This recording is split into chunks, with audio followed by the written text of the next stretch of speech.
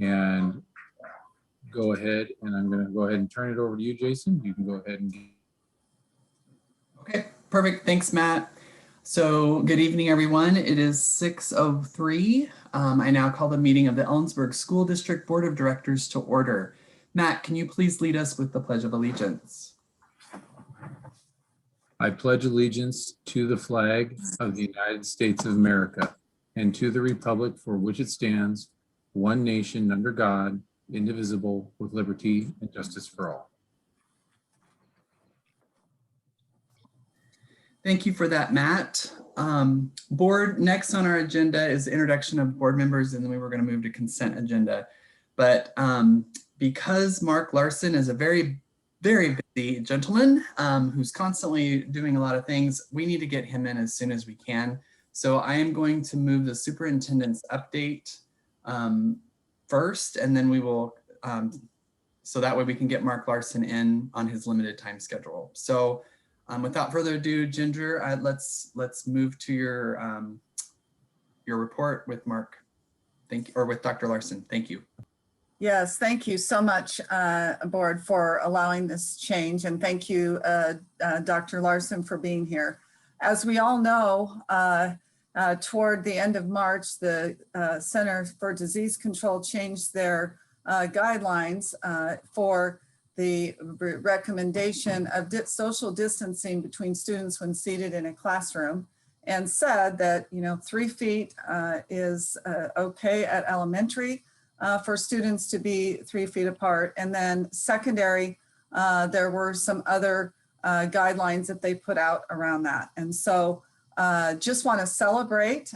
We had some great collaboration time with EEA and our elementary folks and elementary teachers, and we did arrive at agreement around MOU language and April 19th as the start date. So we're super excited to bring all of our students back 5 days a week. Those that starting on the 19th, we did have some students that still wanted to stay in virtual, and parents, and we allowed for that as well. At the secondary level, there are more moving pieces and that we need to consider, and especially allowing secondary students to sit 3 feet apart as opposed to 6 feet.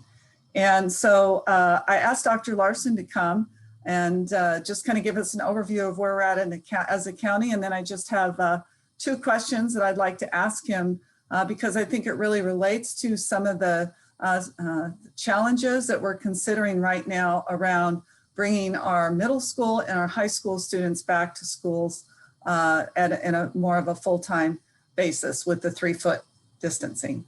So Dr. Larson, do you want to give us a quick overview of where we're at in the county? And then I would appreciate the opportunity to ask you those questions. Sure.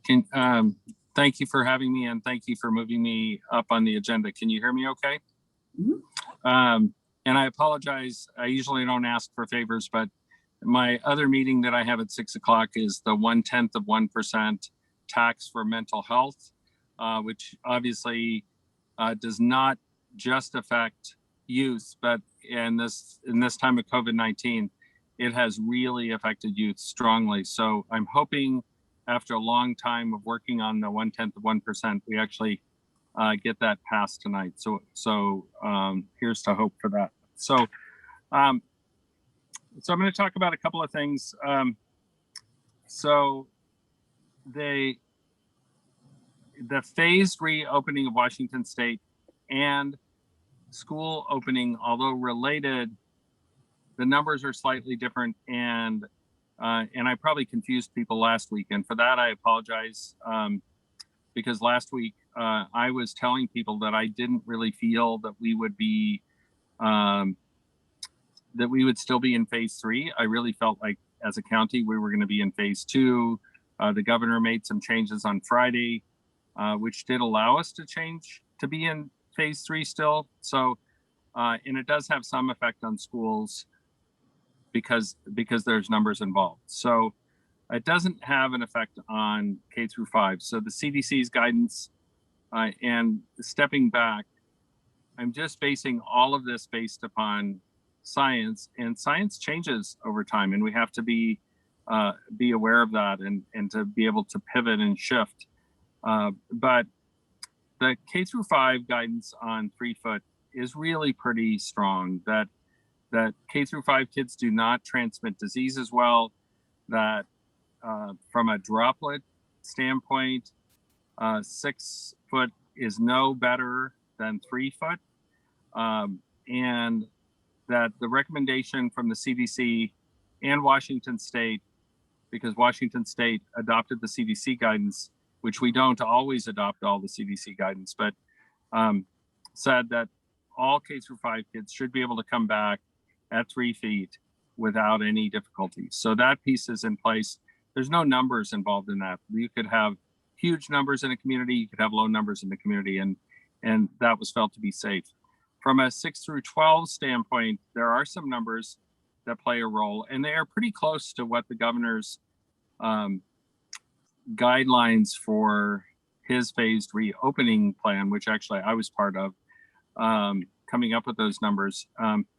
So the 6 through 12 guidance talks about areas of high community incidence. And if you're in an area of high community incidence, you should consider keeping kids at 6 feet as much as cohorting, as well as continuing with all the other mitigation strategies, which we know have worked, and they've worked here well in Kittitas County, even though we have had schools going on in much higher incident rates than we have currently.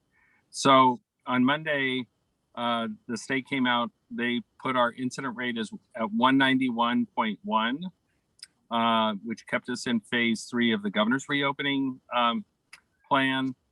It also, those guidelines for high incident communities are communities with greater than 200 cases per 100,000 for 14 days. So we're still below that for guidance for 6 through 12 schools. So currently they are actually work together. After our meeting at noon today with the Ellensburg School District, I had an opportunity to talk to our Region 7 partners, and Douglas County, for example, their incident rate is greater than 250. They are following the CDC guidance. Okanagan is following the CDC guidance. They actually are open for K through 12.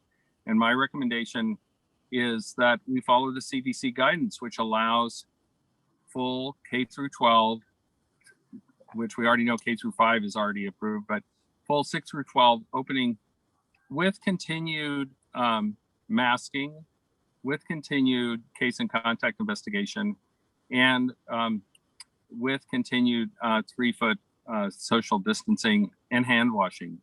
It does put a lot more stress on the nurses and more stress on case and contact investigation team, but we feel like we are up to that at public health. So that piece that we're able to continue to do.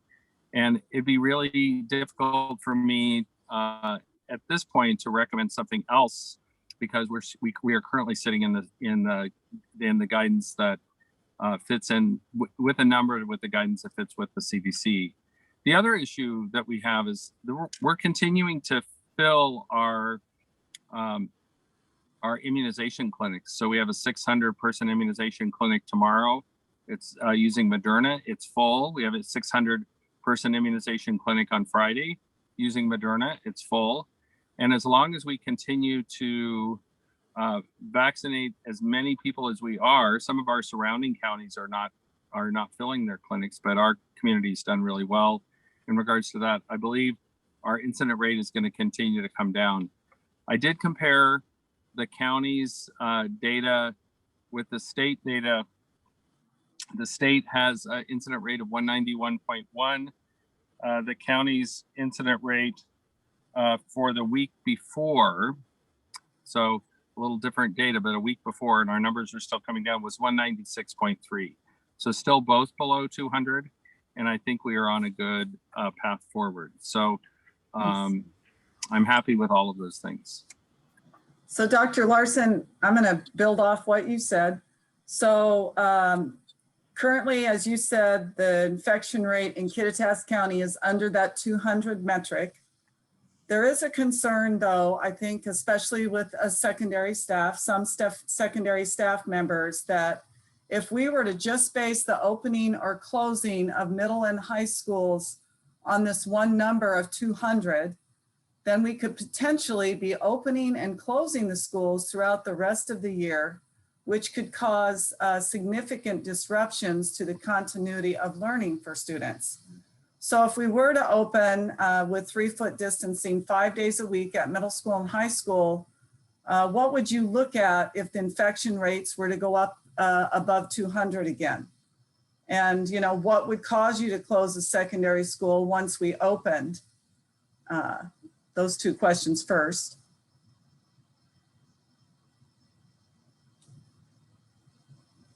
Who's there? So you had clipped in and out, but I'm assuming what you were talking about was whether we will go up above 200 and we'll have to pull back. Is that what? Yeah, I think the question, Dr. Larson, is if we're just using 200, what happens if the number goes up for a week and then it goes back down? Are we going to have to be opening and closing schools every time the number goes above 200 and then down, because that would really cause a disruption in the continuity of instruction? Yeah, the answer to that is no. What I would expect to see is that we may have a blip going up. We would look at the community and see where that rise was occurring. And we would make some adjustments community-wide, but we would not be making a decision based upon 1 or 2 days going above 200. If you look at what the state's doing, they're looking at every 3 weeks. They're looking at the data every 3 weeks. So the next time the state is looking at the data would be May 2nd. That doesn't mean that you and I and the rest of the public won't be looking at the data between now and May 2nd, looking at trends, trying to figure out where we might have problems and adjusting accordingly. But we would not make any changes based upon a number, at least until we would probably follow the 3-week guidance that the state is doing. And even if we were above that 200, if we're not having transmission occurring in schools, that means we're doing the right thing in schools. One thing that we really have going for us currently is that we have over 65% of our staff and teachers vaccinated. And even in the 138 cases that we had up to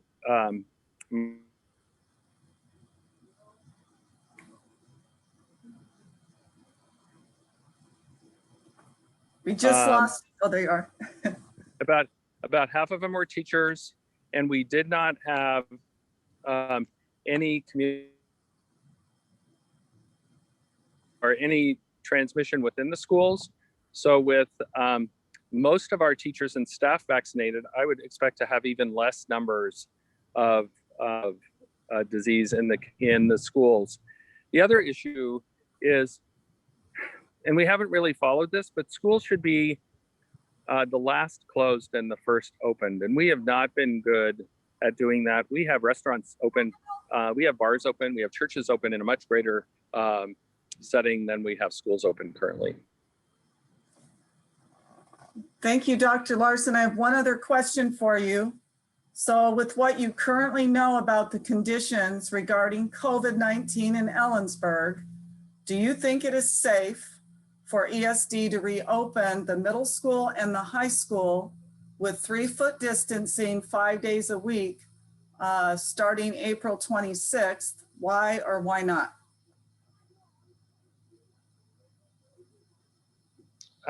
You jumped out there, Ginger, but what you asked, is it safe with our current numbers and where we're going for Ellensburg School District to open through 12, 5 days a week? And the answer is yes, it is safe to do that.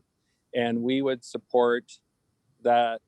That ultimately is the school board decision, but we in public health, I spoke with our leaders at the department, and we would support Ellensburg School District moving that direction, both with the numbers that we're at currently with where we predict the numbers to be, and also with the support that the school district would have for case and contact investigation and work in regards to that. Great. Thank you, Dr. Larson. I appreciate that. And thank you for joining us. And good luck with the next meeting. We're all we're excited for you being there for that.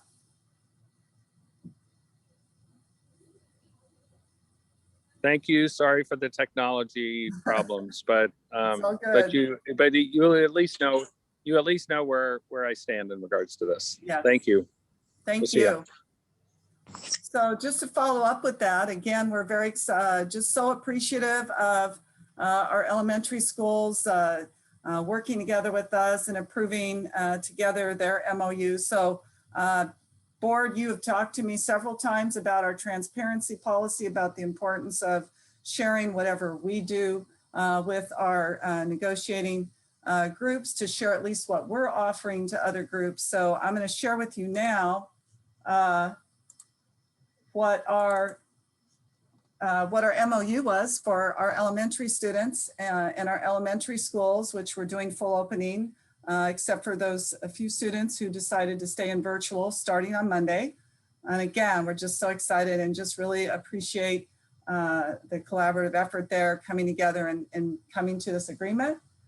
So I'm not going to go over all the specifics, and you'll have a chance to look at it again. If you have some questions, you can reach out to me.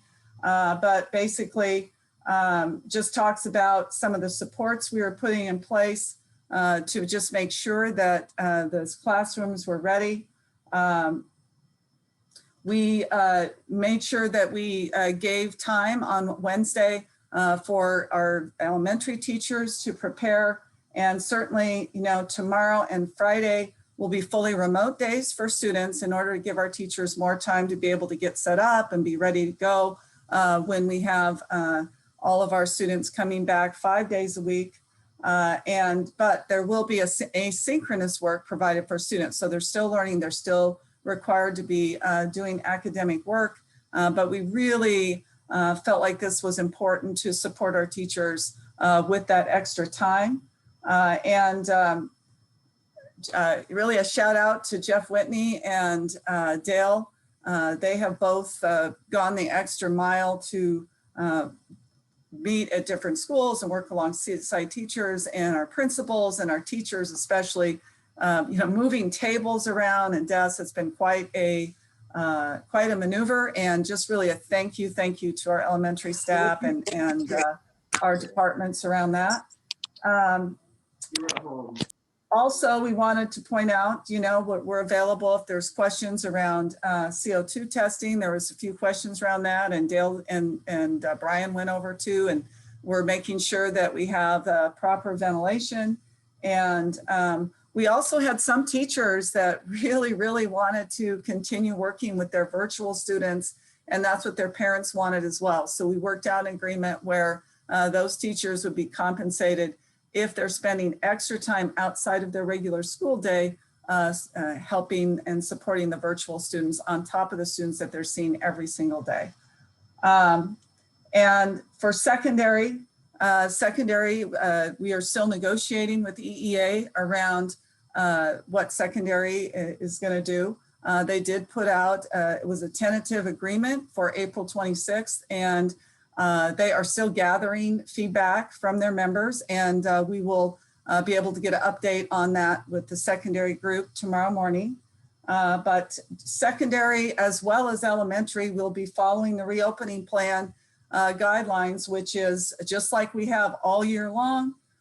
We are going to continue to assess our modes of instruction. We'll have that constant consultation with Dr. Larson like we have all year. We would continue with that. And we're looking at, COVID cases, trends, and impacts. And I thought Dr. Larson spelled that out very well with what he would be looking at to be able to assess. And it was reassuring to hear him say that we wouldn't have to flip in and out based on a number, because we're always looking at these different things. Counting COVID cases, trends, and impacts, which is straight from our reopening plan.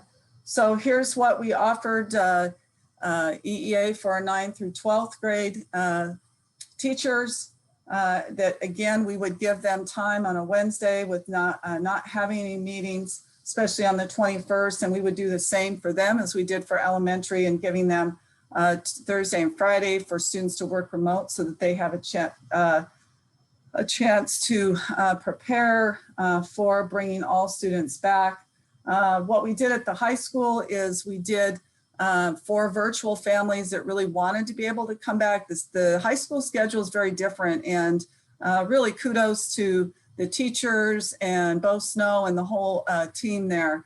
It's been, it's more difficult to make those changes and to move teacher schedules around at the high school, but I know they've been making an attempt to see how that would work.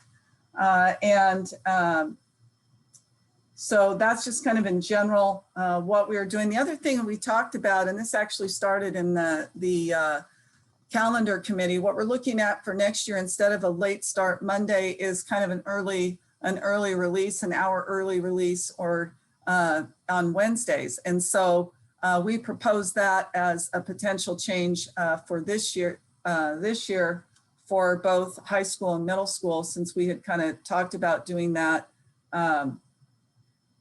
earlier with elementary. And then we had the same thing, you know, support with putting chairs in place. I know that Brian and Dale were over at the high school already looking at air ventilation again, especially in the older part of the high school. Morgan is good with ventilation because they have that brand new system.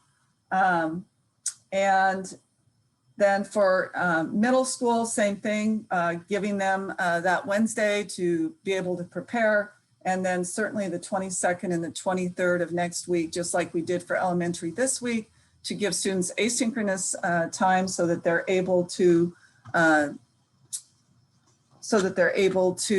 do all the changes and things that they need to do to prepare. And certainly, you know, Jeff and all of us are available with middle school and high school principals, as we are with elementary, to just say, okay, what are some of these things that we need to revamp on the safety plans? So I just want to make you aware that we have offered language to middle school and high school, MOU language to EEA. And again, we will be getting an update from them tomorrow morning. And I will reach out to you. It may or may not be necessary for a special meeting and probably on Friday. And if there is, then I will let you know. So if you don't hear from me, we don't need a special meeting after I hear their feedback. And if we do, then I'll need to schedule that probably for 4 o'clock on Friday. So that's part of that update. The other exciting part of the update too is that we want to celebrate Charlie Sorensen and our Community Recovery Committee. They were so gracious in donating $2,000 to help pay off some of the lunch fees for our free lunch students. And so Alexandra, do you want to start out? And then if Charlie is there, we can give her a chance to share as well.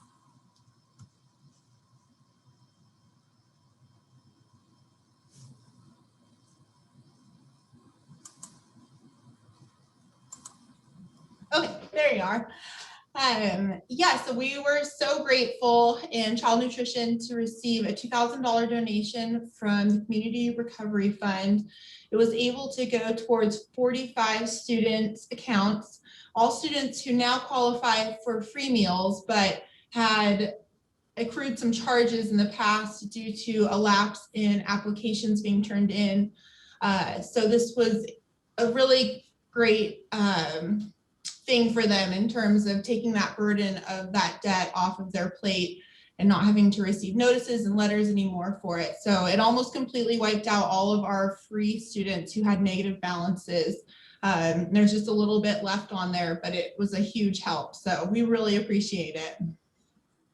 I see Charlie there. Charlie, would you like to share for us about this donation?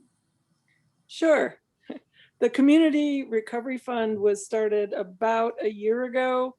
in response to the COVID pandemic. And it's just a local effort of Kittitas County residents donating to the fund to help one another get through these unprecedented times. And the committee was in transition. Initially, the fund was set up to help each other with unexpected financial expenses due to COVID. And obviously, as the months went on and this stretched out, we're less in the emergency help mode and more in the how can we do long-term recovery mode. And that's when we reached out to the school districts to see if there was a way we could help reduce stress in parents and children. And the school district said, well, you could help with these lunch fees. And so we jumped on that. And we really are trying to help the community get through these times and realize that we're all stronger. The whole community is stronger when we all work together towards the same goal. So we do appreciate the opportunity as well. Well, thank you again, Charlie. We just really, I appreciate it so much when you reached out to me with your email and said, hey, we have this money, and that we were able to put it to a really good cause. So thank you again for reaching out, and just for all of your work and everybody on the community recovery fund committee. Just please tell them thank you for us, and we're just very grateful for their generosity. Thank you. And Jason, that's all that I have for my update. All right, thank you, Ginger, and thank you. That is the best news I think I've heard in a long time. That's really great. So thank you for that. That's yay, positive things. So, all right, excellent. Well, board, we have a lot of people here tonight. So I think I am going to go back to where we were on the agenda. I think it is good that we introduce the board members so that way, since we do have a lot of people here, they do know who the board members are. So I'm going to go around real quick to introduce people. I'm Jason White. We also have Tasha Woods. We also have Meg Ledlam. We also have Hilda. And Dan. Sorry, I couldn't find you, Dan. There you are. Okay, perfect. So thank you for those introductions. All right, board, we are at the consent agenda. I'll move that we accept the consent agenda as presented. I second. All right, Dan has moved that we approve the consent agenda, and Tasha has seconded. Is there any discussion? Seeing that there's not, I will call for a vote. Tasha? Aye. Meg? Aye. Hilda? Aye. Dan? Aye. I also vote aye. Consent agenda is approved. So next up we have administration. Let's see here, Ginger. I think, sorry, I hate scrambling the agenda, but I did get from our students, and I know that one of them is having technology issues, and the other one is really limited on time, and they're going to run out of time, I think, if we don't let them do their report. So board, if it is okay, I'm going to ask Jaden if you are available and ready for you to go ahead and give the report. I know that Olivia said that her technology was giving us an issue and she would not be able to speak. Jaden, are you ready, or do we need to keep moving forward? Nope, I'm good to go. Okay, go for it. You have the floor. I just wanted to share with you all that I had a very good meeting with Superintendent Haberer and Ms. Naboychek last Tuesday, April 6th. And we developed a survey to send out after we got all of your questions about the student experience. So we have a timeline of having that survey open until the end of April. And after Mr. Snow's input, we got a really interesting piece about willingness for participation in focus groups and the potential to have grade level focus groups moving forward to continue to get that input from students to relay back. And so moving forward, we might have an opportunity for more questions from all the board members and potentially other staff members as well, to try to really move forward on what students need, what the adults in our lives want to hear, and everything else. So it was a really great opportunity.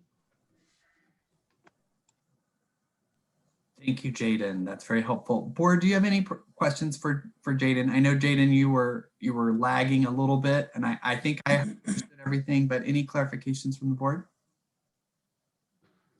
I don't have any clarifications, but I would like to say congratulations to Jaden because she was in the paper for winning a leadership award for the Kittitas Youth Lives. It was very exciting to see your name there, Jaden. Thank you.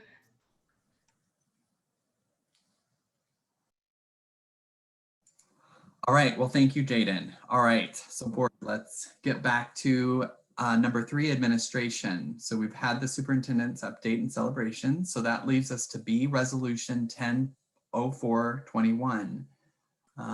Ginger, are you leading this? Yes, this is the graduation resolution for the waiver. And I've asked Kelly just to give you an overview.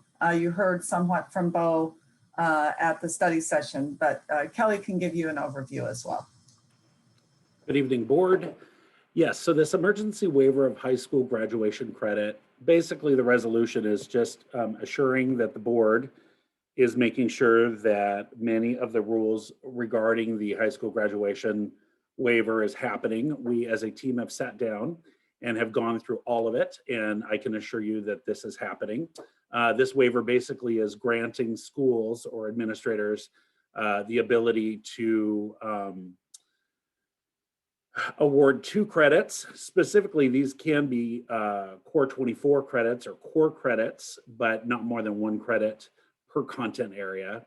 And then this really, this whole waiver resolution in front of you is really about what is expected from the board and from staff. So we must have a good faith effort, which we have talked about, in making sure that our counselors are going out and making sure that every student, all kids are considered for this waiver based on that need, that we're communicating with families, that we're communicating equitably and appropriately culturally with language. And then we have a really clear process on what happens if we are declining a student a waiver. So if a student is declined, then there's a very specific appeal process, which we've already worked out as a team in accordance with the resolution and the guidance on this topic. So pretty much, really, I feel really confident and solid that the high school team is ready to go with this. And I know that our high school counselors are already doing amazing work in identifying which students need support. Oh, is there anything you'd like to add to that?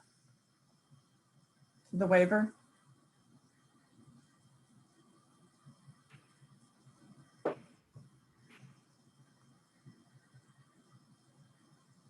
I think he's muted. I don't think he can come off mute. Yeah. I think someone has to he's take him stuck. off.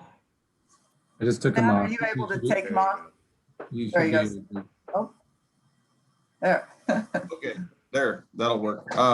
Yeah, I would just like to add that with the new announcement from the state today around spring testing, it will increase the number of students, especially our seniors, that will be applying for this because of they will need to apply for the waiver because they won't have a chance to take the Smarter Balance tests. And so in order to meet the requirement that the state had out there, we will be, I mean, and this is news to Kelly and Ginger also, but there will be more students than we had anticipated just because they can't take Smarter Balance test.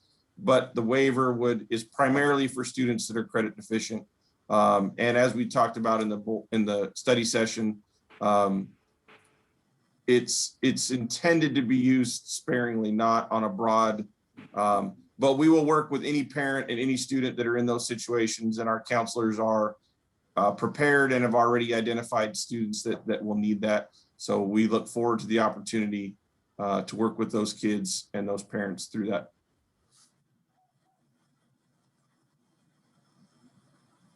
Thank you, Bo.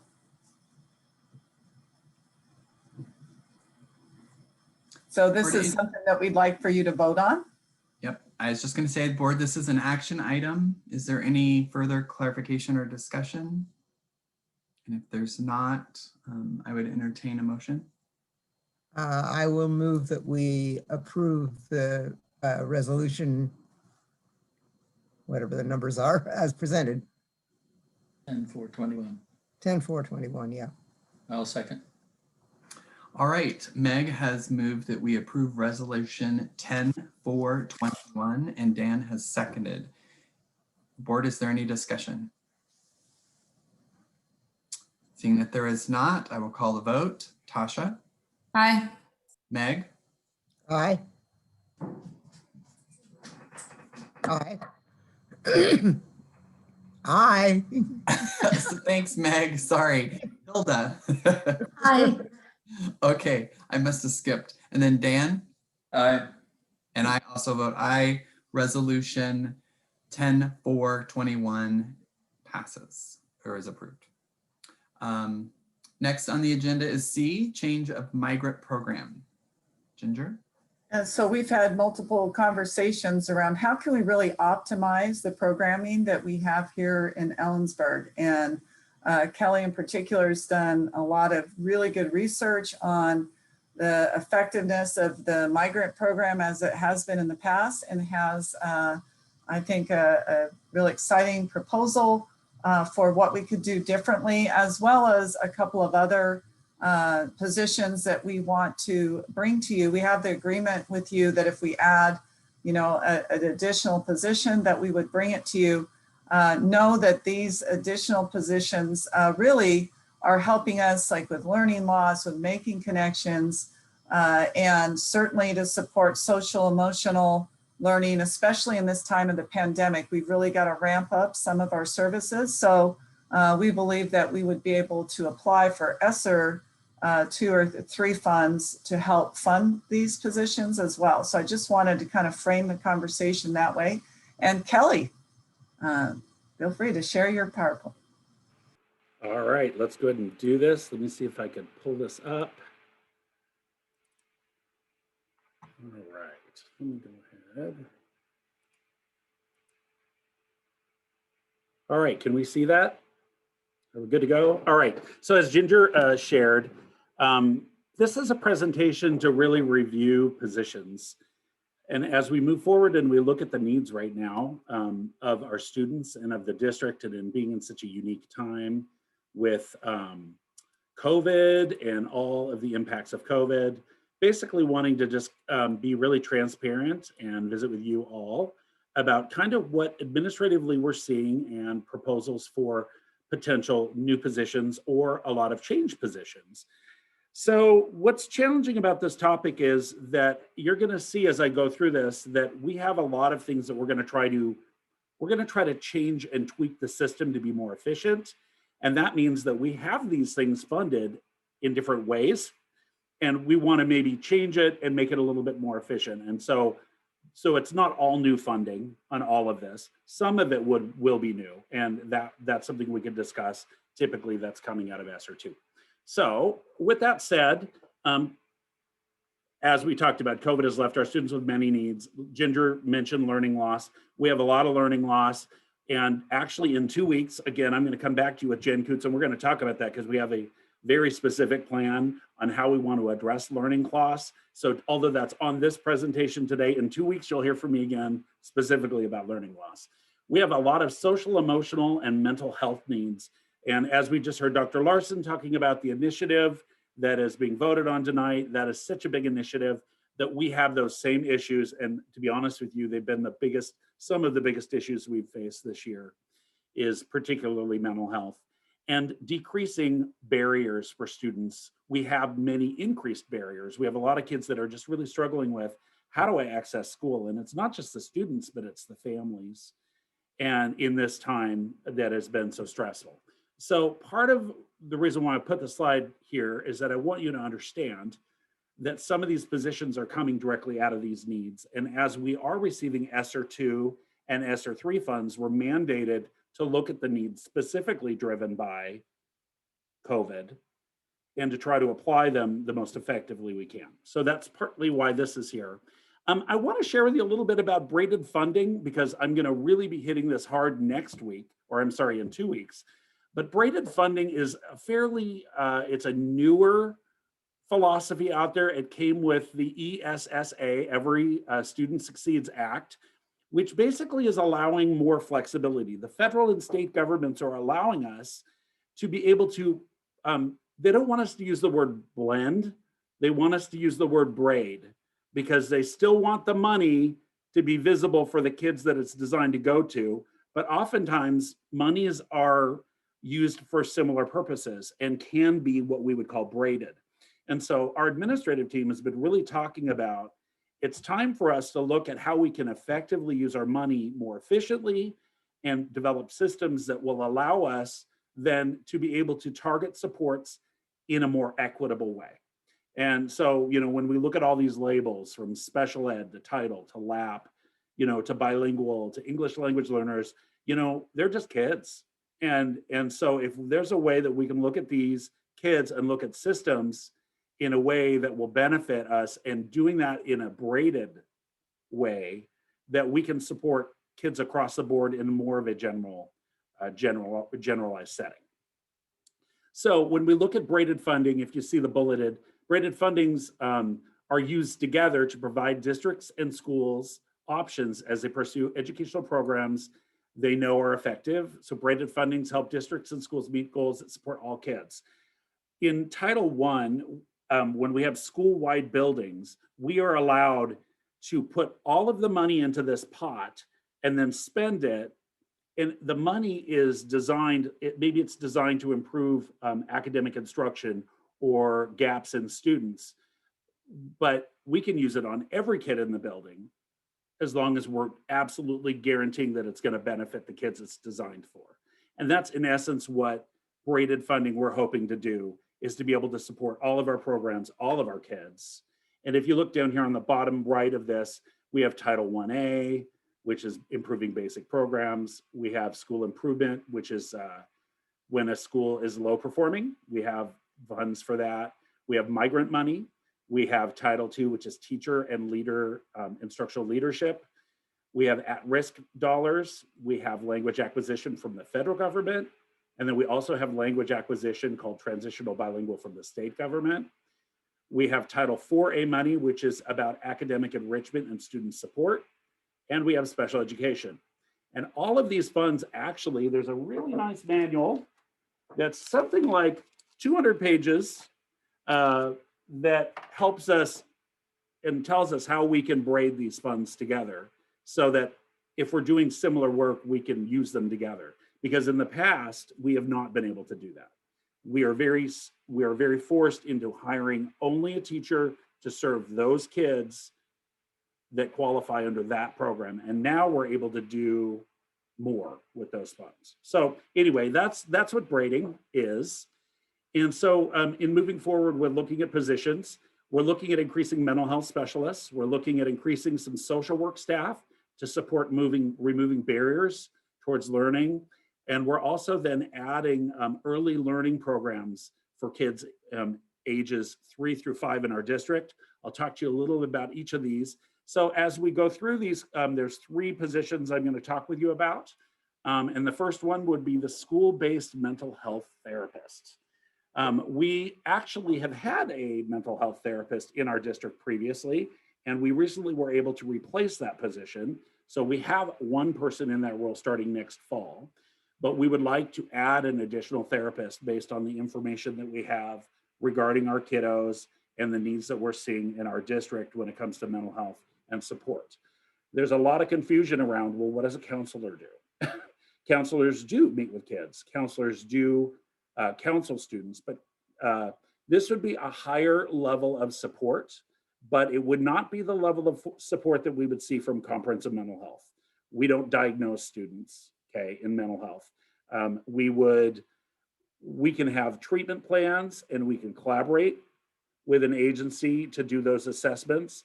We can provide support and service for students, but we would not go so far as to what mental health would do, but it would be above what a counselor would do. So in looking at this, we're looking to have a mental health counselor to work with grades P through 12, in particular, behavioral and mental health wellness difficulties. And these are kids that have more of a need than what a counselor can provide. A counselor typically will work with a student up to 6 times. And beyond that, then it's more of an intensive need. We have a lot of students that have more intensive needs. So we're looking at bringing in a therapist that could provide consultation to school staff and to also be embedded or blended in with our MTSS models, our win time systems to support overall wellness for kids.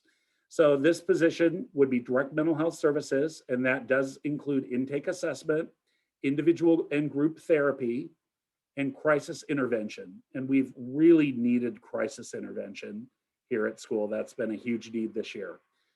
Embedded collaboration with the counselor. We have a group of professionals called Care Corps, and we have our MTSS A for academics and B for behavior teams.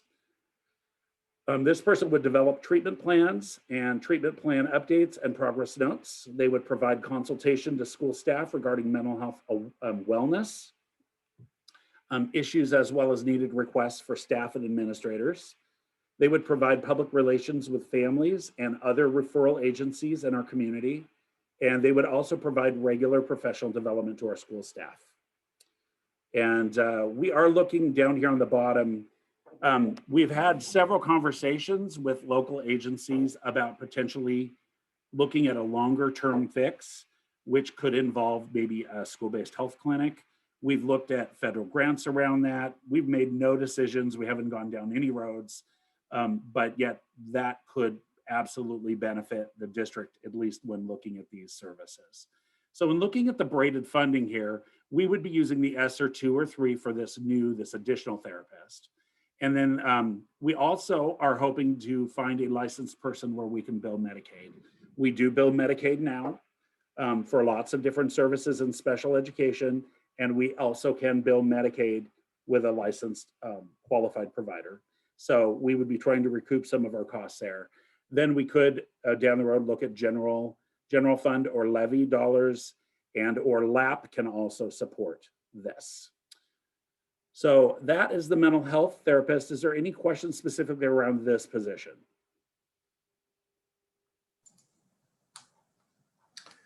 Yeah, I just have a comment. When even before COVID happened, there was both sides of the aisle were saying we need more mental health helpers in the schools, and the problem has been funding. And I agree, we need more mental health people in the schools. If we and this position directly relates to COVID initiatives and the ESSER funds. So it's a great opportunity to utilize it. We know that we have at least 2 years of funding, full funding for these, with hopes that if this is successful, we can work out a longer term fix in that 2 years to support our kids. But we see it as an opportunity to be able to support. Yeah, if we can get the funding from those, at least for temporary, I mean, it would help us definitely get through the COVID spike in mental issues. But to provide for 2 years of it, that's a good start toward maybe getting back to normal. I don't know. I think it was a great idea. Kelly or Ginger, I'm not sure who can clarify this. When we're talking about ESSER funding, was that just put into our school district bank account? Like, did we just get? So when we're talking about ESSER 2 funding, we don't have this funding now in it for these positions. but how would we get the funding for these positions? Yeah, I appreciate that, Tasha. We basically have a criteria that we need to follow that support what the federal legislation was for. And this one in particular, all three of them really fit with some of the parameters that they gave us, but basically those funds are resting at the state level. And so once we say, yes, this is something we want to do, then we apply for those funds, and then they give it to us after we apply for it. But they have already given us several estimates of what we will receive. So we know how much money is on the way through those funds. Is this one of those things where they reimburse us after we've already spent it, or this do they give it to us so that we can hire someone? Great question, Dan. This is Brian. It's, first of all, these dollar amounts are awarded based on our Title I funding. And then it works just like a Title I grant in that we spend the money first. So we would make payments through payroll to these staff members, and then we would then claim the money monthly through the state grant system. So it's going to work just like our current federal grants. Yeah. Okay, thank you. Okay, I will move on. So we were so fortunate. We've hired a lady from Sultan who is moving here. She's got family that lives here. She will be starting in our district. Her name is Melissa Wayman, and she is a licensed mental health counselor. And she has experience in schools and experience in working with all of our interagency organizations. So we feel really fortunate to have replaced Romario, our employee that had left, with her, and we will be moving on in seeking an additional therapist to potentially support. We hope we could get one. You know, it's hard to find, but we're really hopeful that we can go out and see if we could get applicants. Okay, so the next position would be family liaisons. And family liaison, so Ginger talked a little bit about migrant program. I run the migrant program. Migrant is one of those programs that is very, very limited in how you can spend their money. Most of the time you can't spend it because it can only be spent very specifically on these kids at this time, and they don't really allow a lot of braiding per se. They've eased up a little bit on the rule, but what we found is that the money we get here in Ellensburg is really small from migrant because we don't have a lot of migrants. We have quite a few Hispanics, but to be a migrant is very specific. So we've really struggled with keeping people even in the role. We can't hire someone and keep them in that role. It's been really a struggle because we see that we have a need for this service, not just for migrants, but across the board. And we're serving a bunch of students in similar ways that we feel that we could do a better job of supporting. And so I want you to know, first of all, we are not looking to not serve migrants. If anything, we're going to serve them better. And that would be the goal. And that would be by creating family liaisons, either at K through 5, 6 through 12, or whatever method it would be. And these are basically social workers. They work with the counselors. They also work with our MTSSB teams. And these are folks that basically are, and I've had this in a previous district and it was marvelous. These are staff that were able to work with students and their families to maximize educational opportunities by assisting to remove barriers which impede student learning. Lots of districts around here actually have these positions.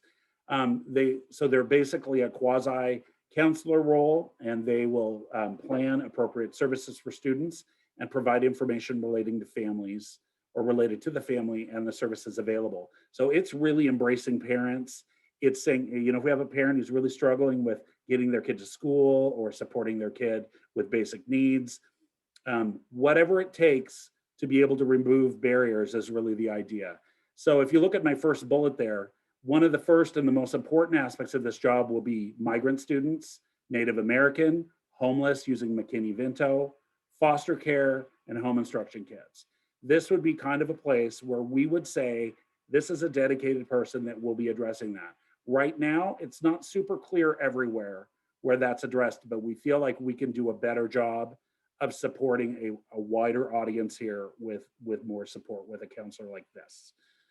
Assisting parents with a variety of arenas to develop action plans and to work with parents basically to increase success in school. We've had home visitors in the past. We don't really have one now. This would become a home visitor. We would go to homes. We would support families in homes as needed. There would be embedded collaboration with our counselors and our care core and our MTSS systems. We would improve our communication and supports with targeted families. So we know certain families need additional support. This would be a person that we knew could follow up and continue to follow up with that. Serving as a liaison between students, families, and community agencies. So they would be like really connected with Hope Source, you know, with all of the local agencies, Comprehensive Mental Health, DCYF, all of the agencies that could support families. They also will support parent engagement and parent education through like Title I initiatives. So I'd be excited to have, these folks would actually support those programs. They would support juvenile and truancy courts. As we have our truancy court, as we're working with parents and families, they could come and support that. And then finally, professional development for our staff as we go through. So these are, this would combine, if you look at the red there, our migrant advocate and our migrant recruiter, that would roll into this. We have a homeless one liaison, or I'm sorry, a Title I homeless liaison that would roll into this. We have a foster care liaison that would roll into this. And those are all funded a little bit differently, but they're tiny bits of people that really don't get the attention they deserve. And so we were really hopeful. And then community schools, we actually feel like this is a community program, and we would like to potentially utilize some of our staff from community schools. It wouldn't necessarily be just like renting gyms. It's community programs is what we'd want to look at it as to being. And then translation also could be pulled in from this. So it's kind of a community service. So we'd be looking again at ESSER 2 and 3 funds. We would only, by the way, we would only hire one of these. One of these would come from within, from all of those other positions. So one would be filled, one would be new. And we would then use Title 1A and LAP, transitional bilingual money, and then general or levy funds. And we will braid this together to fund this. Questions on the family liaisons? Kelly, can you just clarify? So you've got the advocate recruiter, the liaison, the 2 liaisons, and then the community schools translator. Now, how are those contracts currently done? Because if you're saying all of those are being rolled into just the 2 positions, like are those just small contracts? Are people losing jobs over this decision? Title I has been the homeless piece has fallen under Patty Kimmel, and then pushed out with counselors for the homeless qualification piece, but not the actual like doing the support work with kids, actually getting in there and working with kids who are designated in this category, providing them, getting to the store and providing them the supports that they need. Those are the types of things that we're looking at. Yes, Patty Kimmel has done that. We do have a migrant advocate and recruiter. That position, I think, will be changing. And then the foster care liaison is new. It used to be part of the homeless liaison. That's fallen onto Patty Kimmel as well and her staff. And then the community schools is Jeff Whitney, and he will be taking on some of the leadership and some of the direct service with students as a liaison. So we're kind of reorganizing and utilizing some of the people that we have in those roles. But yeah, no, and we're not looking to, terminate anybody. We're looking to just shift duties to make it more efficient. Good question. So the funds are going to be available for how many years? Or it's a long-term position, or how? Yes, so yeah, these are positions that would continue as they're kind of already in the system now. The new position, I think, just like any position, obviously, if we had a levy issue, we all are kind of in an issue. if we have a levy issue, everybody's kind of up for review. But yeah, I mean, so we would have to make some tough decisions at that point if that's what we needed to do. But we do have the funds for 2 years at least to support this.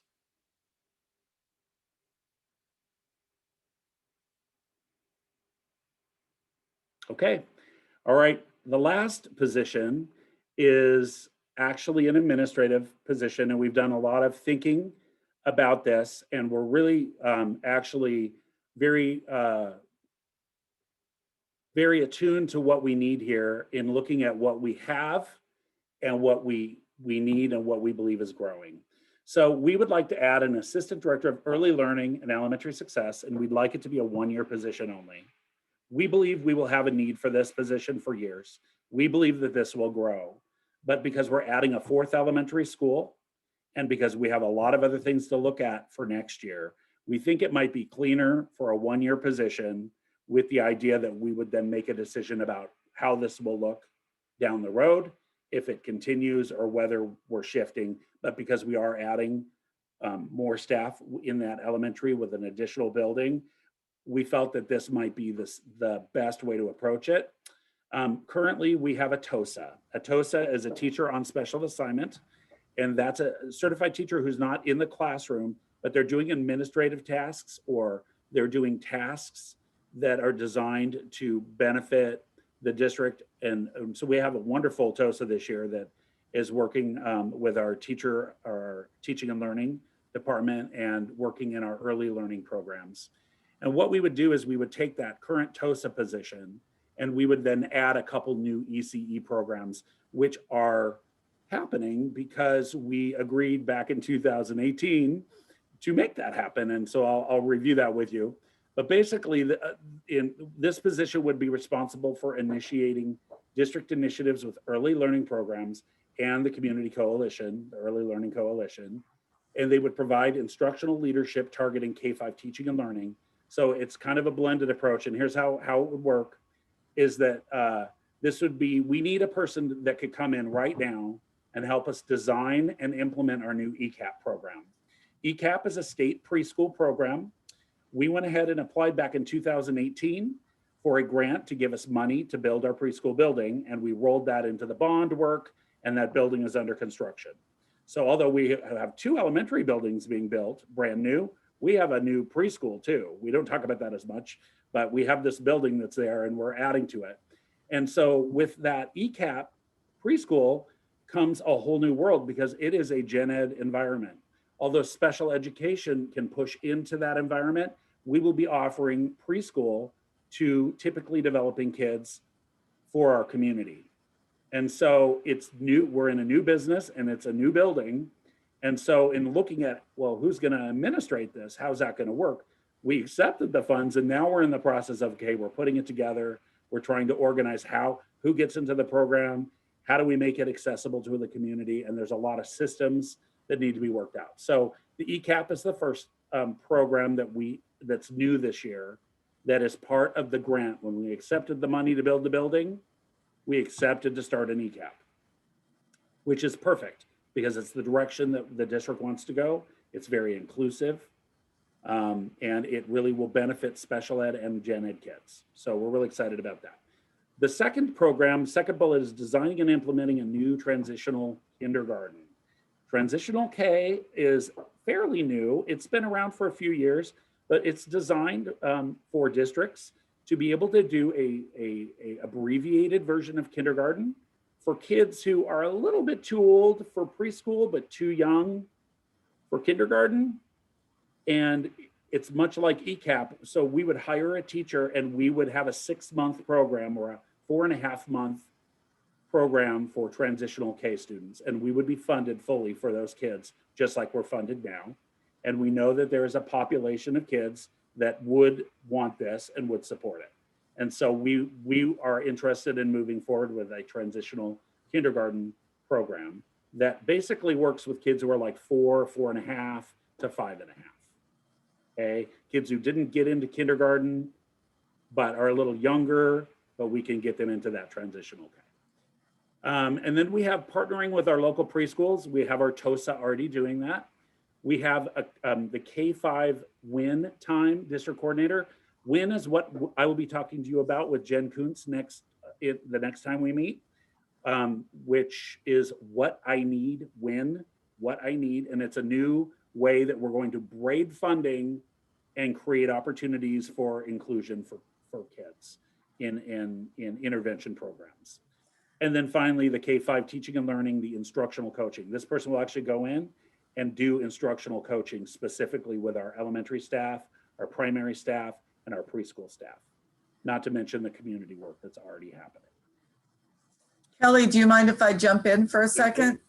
So all of these really align with our board ends, right? So our mental health, that mental health position is really connected to connections. How do we ensure that our mental health is where it needs to be with our students, that they can stay connected? And certainly know students that are connected, who are have mental wellness, are going to do better academically. They're going to be able to apply their skills in real life and make things relevant. I especially want to talk about this position. As we know, one of the important benchmarks that we keep our eye on and that we're really monitoring throughout the year is how are we moving more of our students to proficiency in reading, by third grade, by the end of third grade, or maybe a little after, but, and so we know that that's an area we want to continue to grow in and continue to improve and get more of our students to be proficient by third grade with reading. And so this is really important, and growing this transitional K and ECAP is essential to ensure that, because what ECAP does is it involves a lot of those literacy skills and those pre-learning skills or pre-reading skills.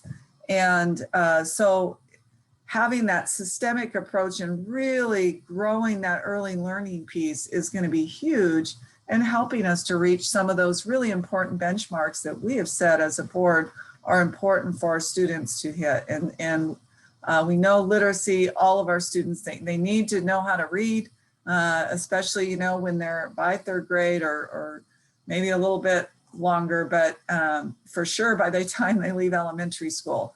The statistics are very clear that is something that just really needs to happen, as much as we're able to support that process in our schools. And I see this as a real cornerstone to us being able to achieve that goal. If you take a look at the braided funding, let me just share that right now, this position is already like 85% funded. We're already paying somebody to do the TOSA work. So that's already there. It would be probably a 10 or 15% of a funding, and we are now going to receive money from ECAP. We are going to have private pay, so parents can come and choose to pay to send their children to the preschool, which will be nice. So there will be those funds. We can also, if we need to, look at general or levy. Title II can support some of the work in instructional coaching, and special education also can support some of the administrative costs of this, as it's kind of a braided process again with all of those aspects. So we believe that financially this should be very easy. We are not using ESSER funds for this position because we don't believe that this directly ties just to our COVID pandemic and the realities of that, although it does fit with our board ends and where we believe we should go. Questions on this position?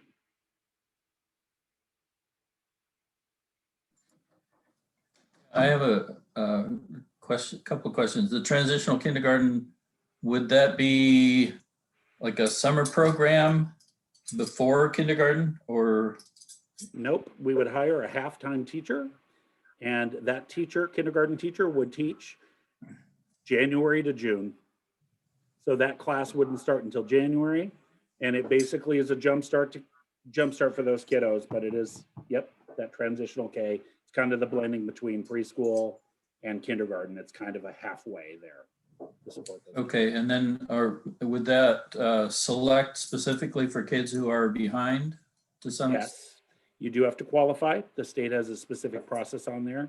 I know that there's income. Okay. They consider income, and they consider developmental benchmarks as keys. And we can have Julie talk next week about that, or next time we meet, she knows all about that. I don't have this total specifics on the qualification piece. Okay, it just seems like if we're not careful, the people who can afford to private pay are going to want their kids to get a head start, and they're not maybe the ones that really need it. You can't private pay for the transitional kinder.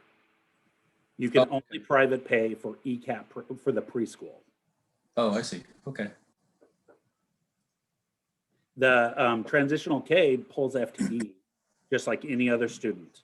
So actually we're gaining more students and having more opportunity for more students. So it's actually a benefit to the district and funding. Oh, good. Okay, thank you.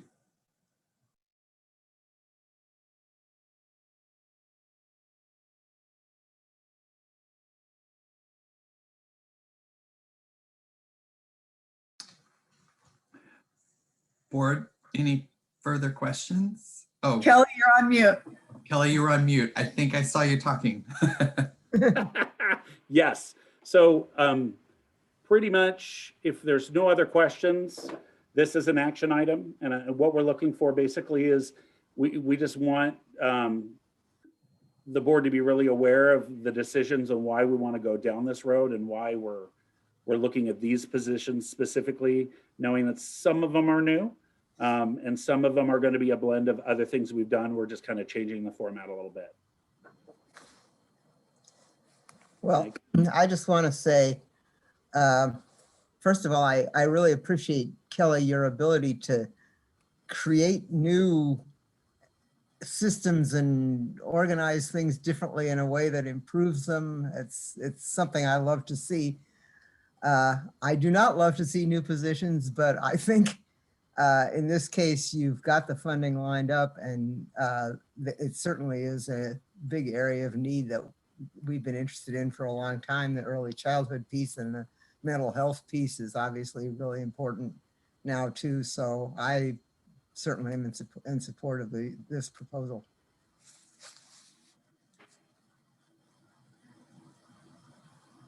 Thanks, Meg. Anyone else?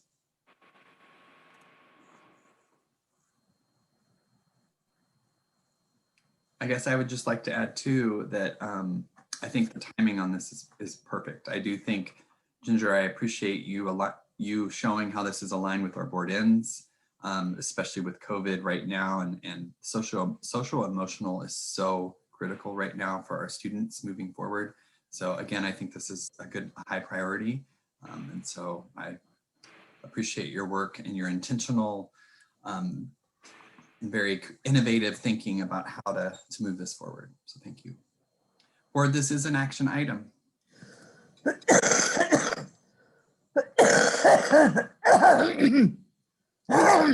Oh. Are you okay, Meg? Yeah, I forgot to mute my cough, sorry.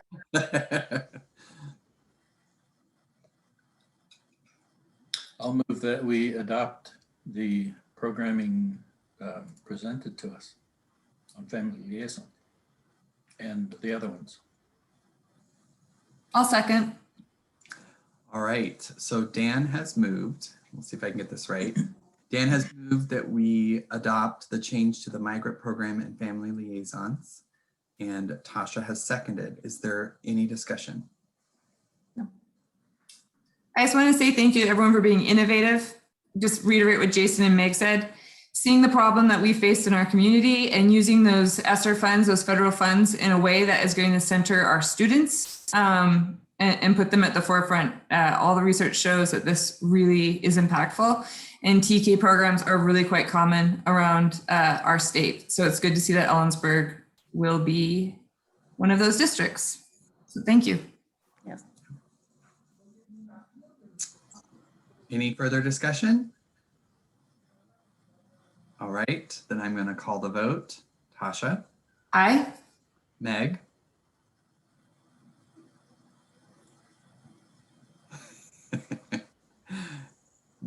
You can do it, Meg.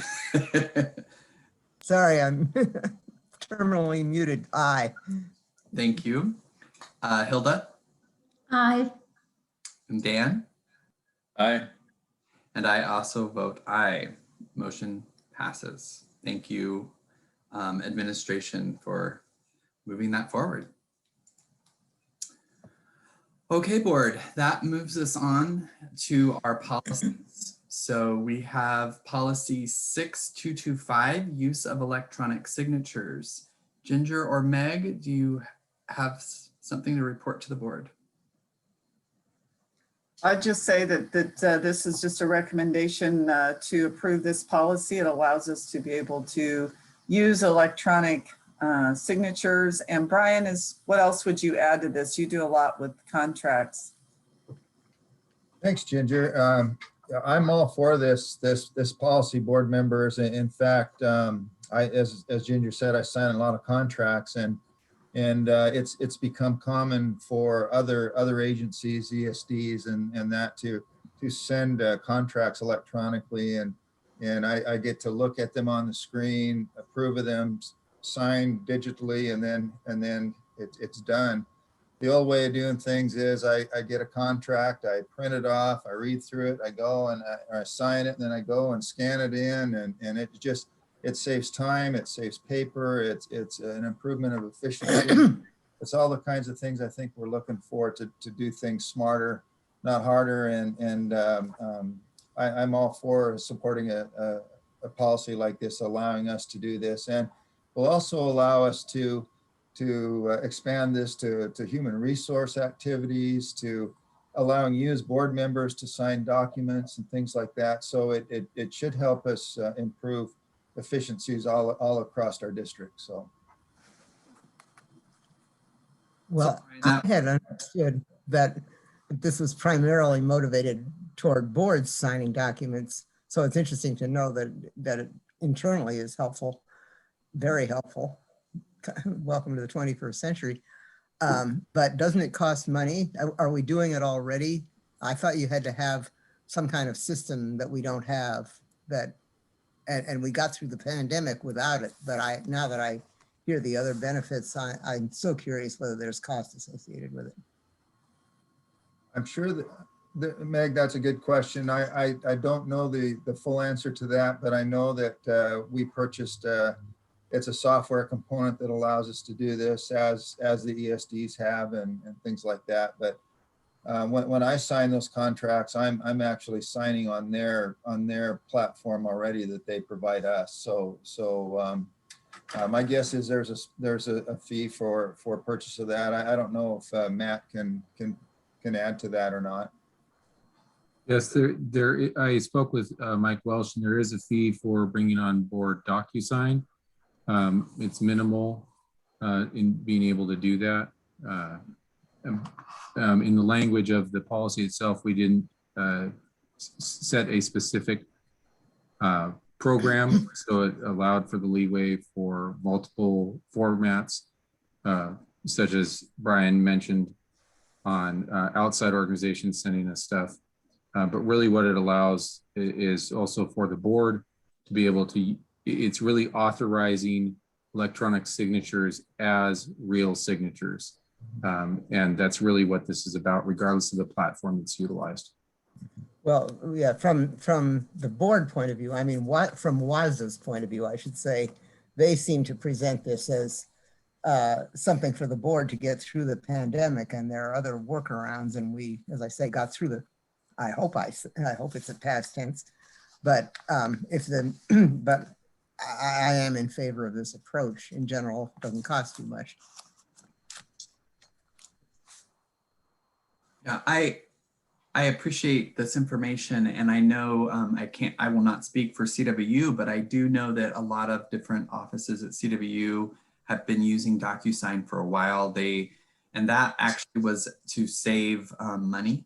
So I think overall save the printing costs and so forth. So again, I don't know that information, and I'm not speaking on Central's behalf, but I definitely think there's some advantages to this. And again, we're moving into the new we are moving into the digital age. We've been there for a while. So I think it's great that we aren't having to all just do our signatures, especially since cursive is not even, anyway, I'll be quiet. But thank Brian for this. I think this has been, this is a good move forward.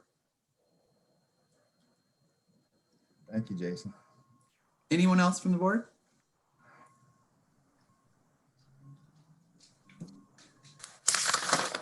this is an action item as well. So I will entertain a motion.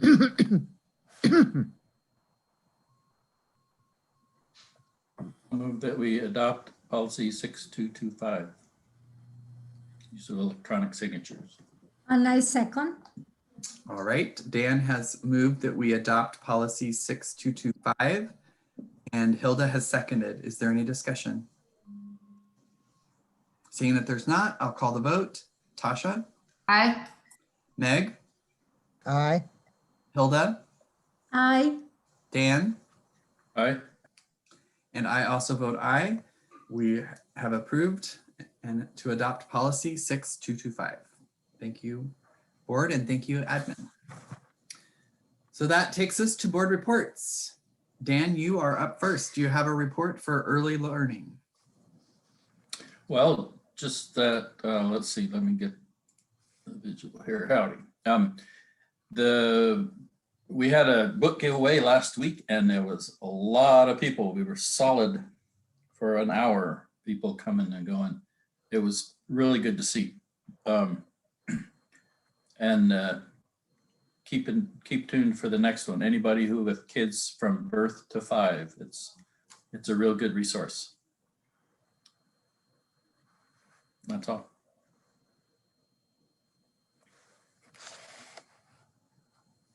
That's all. Thanks, Dan. Any questions for Dan? Okay. We've done the student reports. Meg, is there a legislative report? Very briefly. Let's see. Last I read, and this isn't yesterday, the state budgets now include a 2% IPD for 122 and 1.6% for 22-23. We'll see what happens there. But I suspect that'll, well, I don't know. Anyway, and in my report last time, I confused the what do you call it? The prototypical model and the salary schedule review. So there's nothing going on in the legislature about the prototypical model at the moment that I know of. What has been going on is this, and I tried to correct it in the minutes, but there was a law to set up a committee to fund the review of the salary schedule, which will have to happen anyway, whether there's a committee that's funded. But there is another year for that, and work is already happening, but the bill did fail, which is too bad. Enrollment and transportation are still up in the air. I wrote to our legislators again about that, and we're waiting to see what happens. It's almost over. Yeah, our legislators got letters from both of us because I sent all three of them too. So we're on it. All right.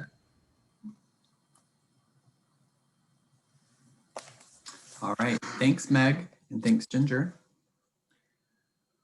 All right, board, that leads us to teaching and learning. Tasha, is there a report? Yes, unfortunately, I would like to bring to the board's attention that on April 12th, the United States experienced another mass shooting event at a high school. This time it was in Knoxville, Tennessee. A student was killed and a police officer was wounded. Every time that these events happen in our country, it does affect our students, it does affect our staff, and it's just an ongoing process. So every time it happens, I will bring it up as a board report, and anyone who is watching, hopefully Kittitas County will pass that mental health support tonight, because our country needs it and our students deserve it. Thank you, Tasha. All right, and we have had the superintendent's report, but I'm just checking back with Ginger. We're good? Okay, awesome. So that will lead us to public comment. So Matt, can you set up for public comment? Yes, the link for the form to sign up is in the chat box for people to access. And I will get set up. Okay, sorry. I see Dan and Tasha. What am I missing? Go ahead. Oh, just me, I guess. I think a lot of the people who want to talk tonight are going to talk about the scheduling for the 1-tier, 2-tier. It would be good if someone would summarize a little bit about what we talked about at the study session before that happens. So people will know kind of what the issues really are. Yeah, I appreciate that, Dan. And Ginger, I'm happy to turn that over to you. I think that the thing that I would just say is I'm hoping many of the individuals, were able to be in that session. I just want to clarify that the district was not making any decision on tiered starts. This is kind of this hasn't even been brought to the board. The busing issue was really the issue that was brought to the board today for the first time. And there was a lot of great information that Ginger and the district put together that I really hope people will review, especially the FAQs. That is really helpful. So, but Ginger, please add to that. I think that, thank you, Dan. Am I on mute? Nope. Sure, just a recap. As you know, at the end of last year, we did move to a transfer system. We had health concerns related to COVID. We also had a loss of bus drivers and some concerns from our bus drivers about, driving a bus during the pandemic. For COVID concerns, it made sense to separate our secondary and elementary students on different buses, as well as to give them more space.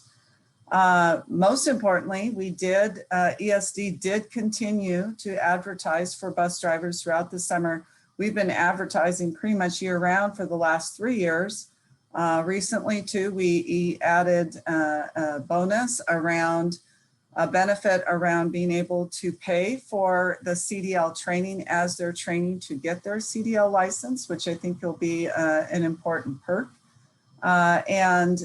Certainly creating that tiered system wasn't a waste of time, because we also know that when Ida Nason Aronica Elementary opens, we're going to have to look at a new system of transportation. We know that we need between 5 and 8 additional bus drivers right now to implement the transfer system, the 1-tier system for next year. But we also know in 22-23, when Ida Nason Aronica opens, that in a top to the 5 we need this year, we would need another 5 to 7 the next year. And so is it possible? It could be possible, but I really looking at that, I really question whether or not that would be economically feasible to consider a transfer system after next year, going into the following 22-23 school year. And we discussed that we're going to need to put together an ESD board committee to help us brainstorm and come together and create what would be a good plan, especially around transportation for that 22-23 school year, that would be economically feasible and as much as possible support our families and our students in really streamlining transportation. Certainly, we also shared that there has been no final decision about transportation model for next year. I also acknowledge and just appreciate all of the families that shared their feedback with us, that it is a real hardship. And Tasha, you did a great job of sharing that from a personal perspective during the study session. It is definitely a hardship for our families, especially if there's students across different grade levels. And so for next year, the 21-22 school year, we absolutely are ready and willing to move forward with putting our efforts into the transfer system. But what we would need in order for that to happen would at least be 5 to 8 school applicants to become bus drivers in order for us to do that. We're absolutely willing to do that. If so, the timeline is we really need to have those applicants. And again, we've been running those postings all year. We've added an added benefit to that. We've had it on signage. We've had it in the Daily Record. It's a pop-up on our website right now. And we put an ad on Facebook. So we've used every type of media that we know possible to get that word out there. And so, but we really do to support Eric's timeline for being able to train and help support people in getting their CDL license. We really need to have those applicants come through by our next board meeting, which would be April 29th. And if we don't get those applicants by that end of April, then we're really going to need to look at a tiered system. And so I will be bringing you an update. I'll give you weekly updates. And then on the 29th, depending, hopefully we will get applicants because we're certainly willing and able to move forward with that transfer system if we get those applicants. But that really needs to be our timeline. So if we get the applicants, then the second part of that is then we really need to ensure that they'll make it through that process with CDL, and we'll put all those supports in place. So we probably know roughly by the end of May how, if those applicants were able to make it through so that we could continue to move forward with that transfer system. So that all of that needs to be in place to be able to have that. But I will bring you an update and give you weekly updates on the number of applicants. If we don't get those applicants by the 29th, then we will need to, out of business necessity, we will need to look at a tiered system. And we will be able to have another conversation if that does happen on the 29th concerning what are the potential start end times, which I did put out in my superintendent update that all of our staff, all of our parents received today, along with the FAQ sheet around busing. And I would encourage parents and families and staff members that if they still have questions, it's real easy on that some more link to send it directly to me and be able to ask me those questions. And we'll do our best to research and be able to get that response back. So that's really the update in a nutshell. Thank you, Ginger. All right, I'm sorry, one more thing. I've also initiated conversations with our local daycares and working with them to extend their time so that, especially the drop-off time to potentially, 6:30 instead of having to wait till 7:30 to open, maybe extending it. And if we can, we're starting there first, but if it looks like there's a need beyond that, we could potentially look at before and after school care at our elementaries. That takes a little more work to put in place, working with contracts, looking with agencies. But if that continues to be a need after we're working with our local daycares, then we are certainly willing to look at that to help support our families, especially those families that have those students across grade levels. But that's only if we don't get the applicants by the 29th. If we do and we move forward, then we're ready to do the transfer system. Okay. Great. Thank you, Ginger. And without further ado, we need to open up to public comment. Board, I would ask that we not restrict this. We have a lot of people here that's probably been patient to get on. I'm ready to stay several hours if we need to, but now's the time. If we are going to put any stipulations, we need to do that. I'm seeing Tasha shake her head no. Yeah, I think this is, the board really values public comment, and I think this is definitely a time we need to be listening and hearing what our community is asking. So without further ado, I'm going to just read those of you that individuals wishing to be heard by the board will add their names to the document in the Zoom chat box, or individuals will be recognized within Zoom by using the icon to show they are raising their hand. Once the chair calls on an individual, they will identify themselves by stating their name and address for the record. Individuals will proceed to make comments within the 3-minute time limit.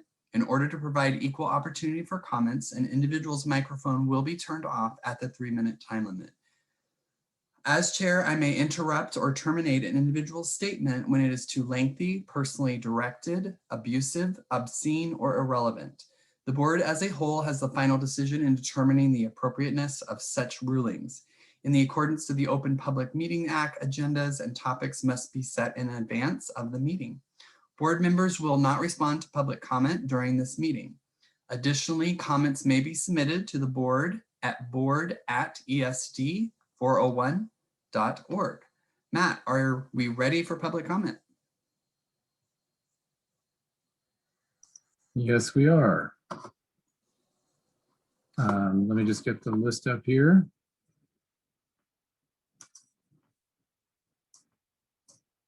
So the first person I see on the list is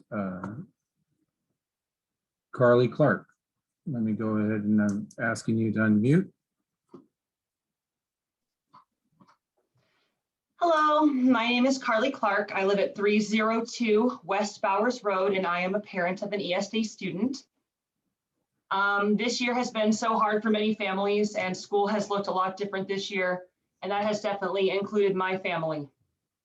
The first big change was that my son had to be at school an hour earlier, which was definitely a struggle for him to adjust to.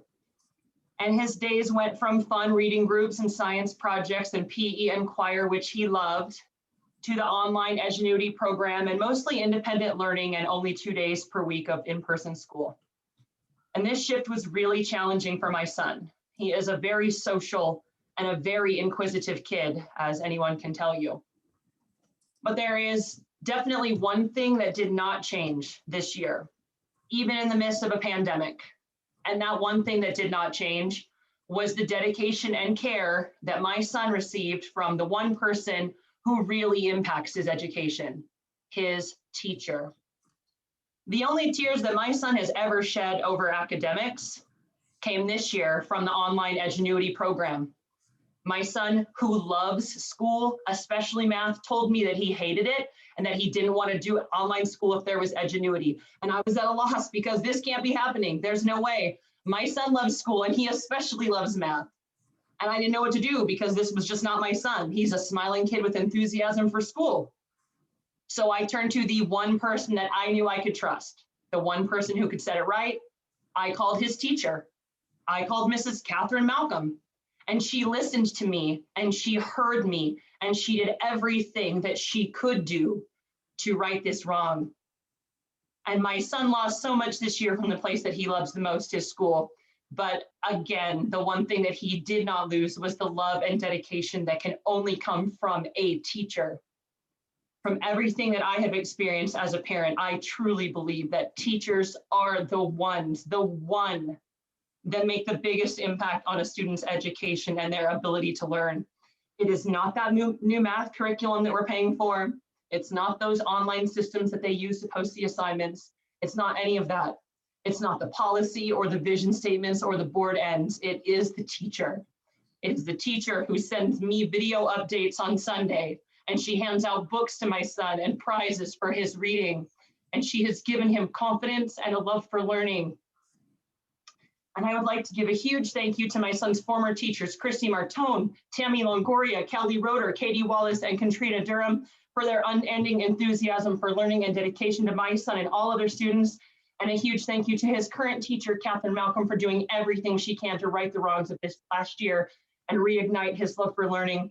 And I know that he will be a lifelong learner.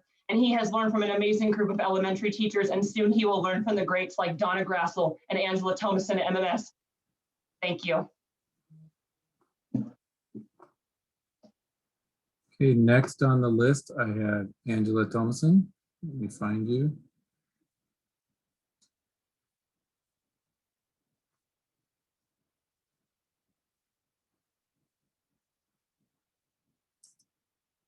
Okay, I've asked you to unmute. Angela Thomason, 1608 East Spokane Avenue. I am a parent of 2 children at ESD, one in elementary school and one in secondary school at Morgan. And again, as a parent, I feel that I can make comments as a parent. And yes, I do get fed up with some things, and I feel that I have the right to be fed up with decisions that are made and not communicated well to families and to parents. And I feel that I am not allowed as a public comment right now to make directive statements at the board, and that is okay because that is written in there. But I do not feel that board members should be able to make directed statements at community and parent statements. That's pretty hurtful that has happened. I had a very wonderful conversation with Tasha And I said, you know, I get it. Blasting was probably not the correct wording vocabulary wise, but I really wanted to get the attention of the community that needed to hear what was happening when we were told specific things about transportation, if that's what you want to call it, transportation instead of tiered starts, because transportation is affecting the tiered starts. So regardless of what you call it, it's still the tiered starts. And really the communication tends to come after a decision has been made. And unless you attend these board meetings and yes, sit here for hours listening to everything, which I have tried to stay extremely informed on all of those issues, you know, communication doesn't always get told to the families and the parents that these decisions are affecting. Case in point, after we were told 5 days for elementary, which obviously you know that I was totally for, then all of a sudden Wednesday early release that we had to then figure out how that was going to work. That wasn't stated ahead of time. That was told to us after the fact. So yes, I was the one who posted that post that was partially read because it also didn't read the part that said, please attend the board meeting and use your voice. Let everyone know that this is not working for us families. Multiple teachers, multiple families asked me to send that message to the community. So I was not alone in this. There was lots of people backing this. I've had multiple messages just this evening asking if I was okay because of what was stated at the previous meeting. And so I just had to rewrite my entire statement because that was not what I was going to say tonight. So I guess the other part will have to wait. Oh, I'm not muted yet. So at an hour and over an hour bus ride for 1.2 miles, that's from Mount Stewart to sitting at Morgan to waiting at Lincoln. I really asked the board to ask if transportation is actually efficient in their routing systems. And maybe it's just a system that they need to look at because there are lots of families that have an extremely long bus ride and when they only live like 1.2 miles away from their school, they have to travel all over the town before they even get dropped off. So please.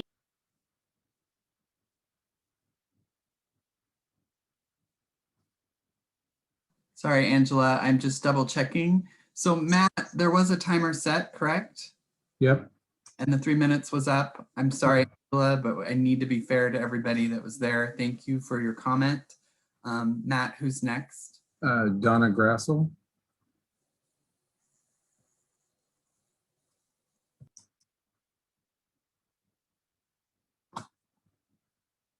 Okay.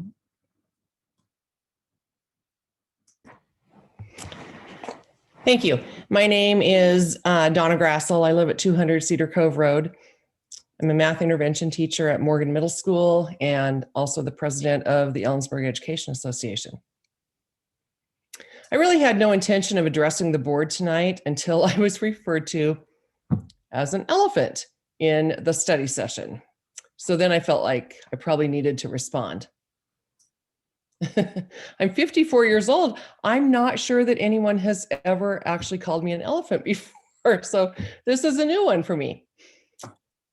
There are over 200 members of the Ellensburg Education Association. They are extraordinarily dedicated, talented, very giving members of our community and just extremely wonderful teachers. And I have the duty of trying to steer us together collaboratively into the same direction, moving us forward.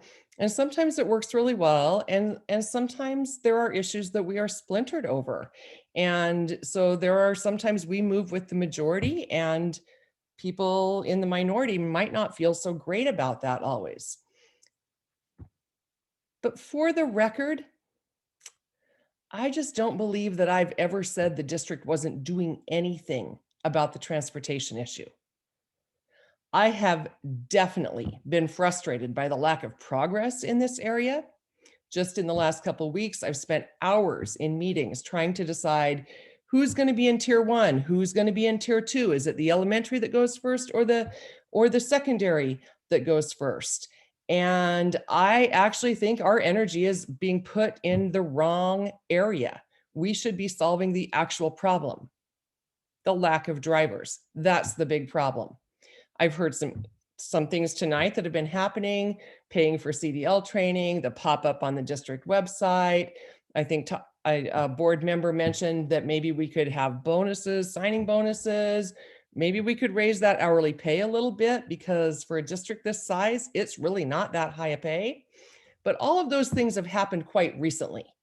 Now, as a teacher, if my students in my classroom are not understanding the concept I'm teaching, my methods aren't working, my explanations aren't good enough, it's on me to figure that out and to come up with a different way of helping that student be successful.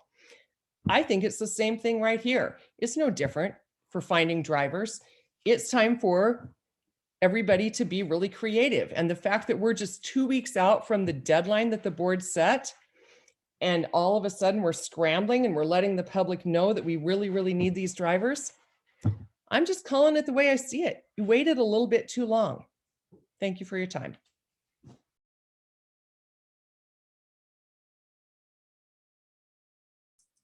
Our next person is Elena Brecken. Find you.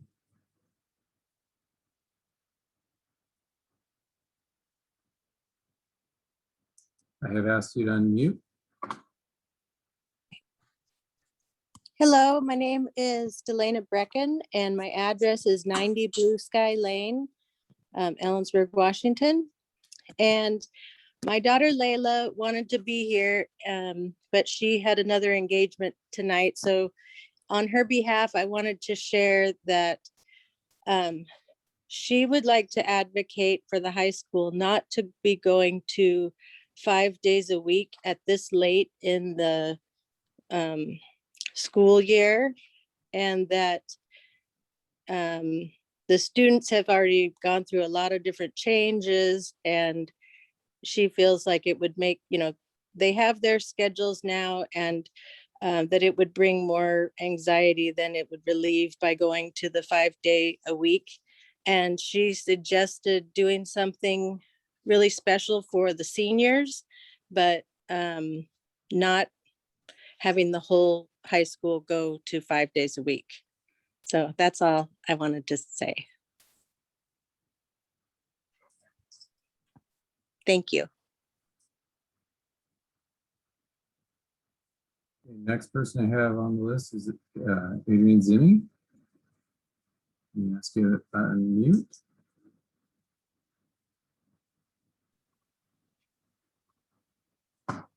Okay, you're unmuted. Hi, everyone. I'm Adrian Zimney, 707 South Matthews Road. And I wasn't sure if I wanted to speak tonight, but after listening to Carly mention how hard Edgenuity has been for her student, or for her son, I really wanted to bring something to the board that I have been meaning to email about and have been talking to others in the community about, that has been on my heart.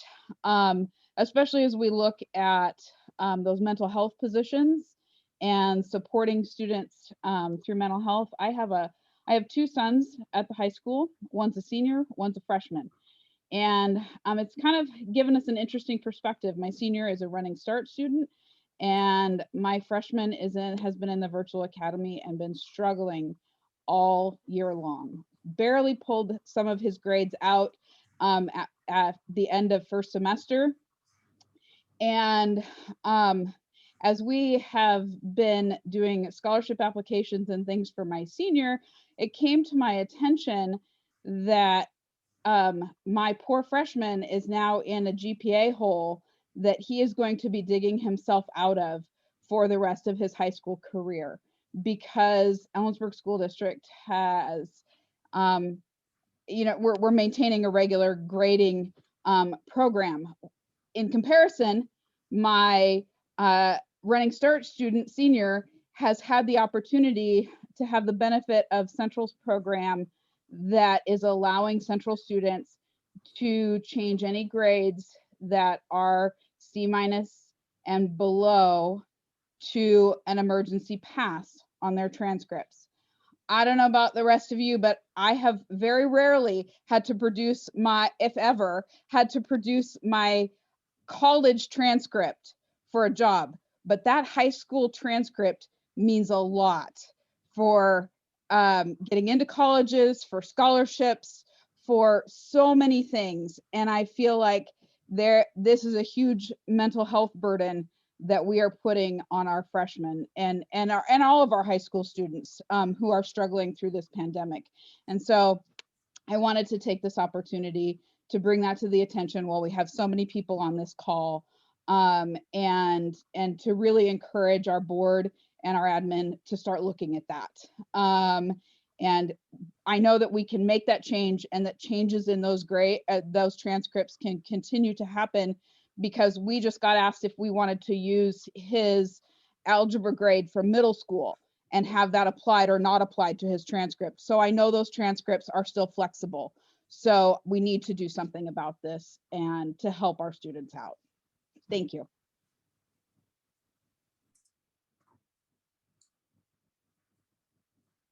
Okay, I have Tanika.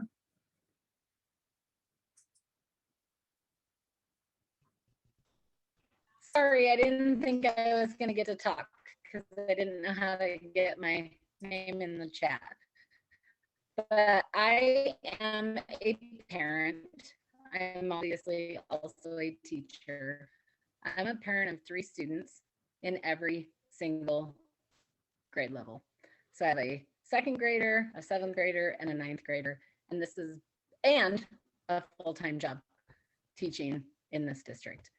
And this tiered start has been absolutely excruciating on my 8-year-old, who has to get up at 6 o'clock to be at school in the dark.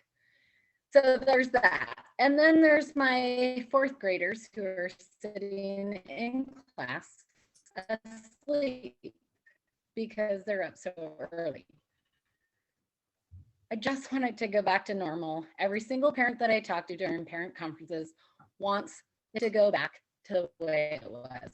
I understand that we need bus drivers. We can figure that out. I'm sure we can. I'm just not sure that I know how to continue down this path. So I guess that's all. Thanks, Matt, for putting me in, but this tiered schedule is not working for my kids, not working for my students, not working for this mama teacher.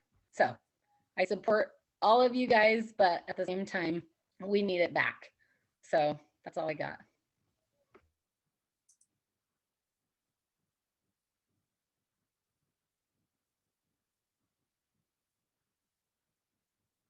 Okay, I'm going to repost the sign-up sheet in the chat box,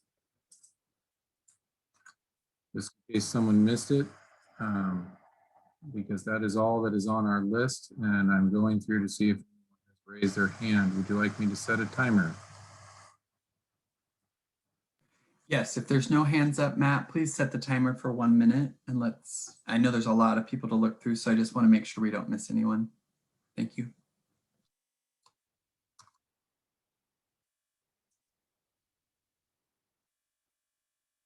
Oh, I've got a hand from Jody. I'm going to go ahead and ask you to unmute.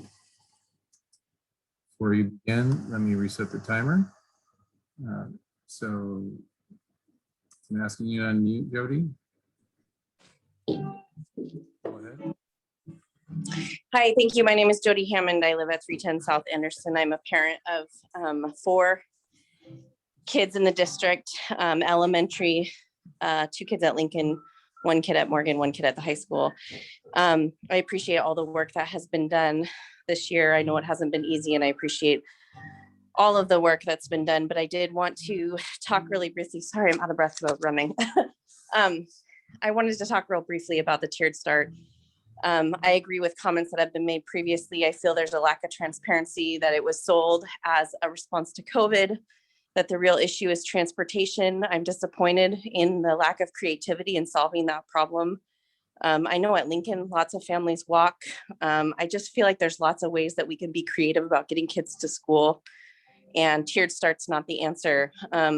For perspective, I work full time, but I'm lucky enough to have my husband stay home with my kids. But most families aren't that lucky. And this has a devastating impact on working families, families that have inflexible jobs. My kids are at school from 7:30 in the morning, 7:45 is the start time for Lincoln. And my son gets home from high school at 4:15. So for our family, that's 9 hours of the day that we're doing school from elementary to high school. And that is a burden that no family should have to bear, and time apart as a family, let alone all of the childcare issues. And it's taxing on families. And I would just encourage the board to do better. Please be creative. I know that transportation is one issue and that hiring bus drivers is one issue, but I feel like we're just really thinking inside the box with how we can get kids to school.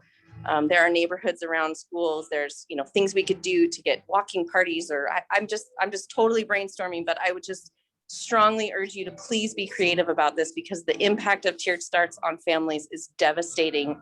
And it's heartbreaking that the board hasn't tried more to solve this problem sooner. I agree with the comments previously that this has come at the end, the last hour, and we're kind of shoved the choice like, well, here's what we have. If we don't get applicants for bus drivers, there's nothing we can do. And I think that's really poor management and poor planning. So I appreciate all of you. I appreciate your time, your energy. I do not envy the difficult decisions you're making. And lastly, I just want to echo Carly Clark's shout out to Catherine Malcolm. She's one of the most amazing teachers the district has, and I echo everything she said about her as a dedicated teacher. So thank you for the time. I appreciate all of you.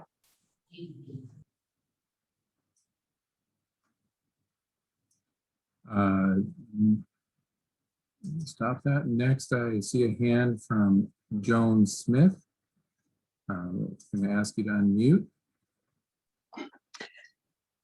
Hello, my name is Joan Smith. I am at 7030 Monastash Road. I have had 3 children go through the Ellensburg School District. My last one is a senior. I wanted to just tap on to the very end of the transportation discussion around some of the rural routes. There was discussion last fall about discontinuing some of the routes, and that there were places that buses were not going to go to pick up kids. I do not know where that ended. I just want to make sure when we are talking about transportation that we are addressing the equity of our bus routes. I actually have not seen a bus go by down my road at all this year, and that was one route that was one that was going to be cut last year. So I just want to make sure that we are looking at all of that, because it does seem, like I said, the hardship on me I have not felt that hardship because my son is a senior. But if this was 10 years ago and I was trying to get my children to school and there was no bus, it would have been extremely difficult. So I don't know where we stand on that right now. I just wanted to make sure that that was noted as something that I would hope the board would make sure to address with transportation. Thank you.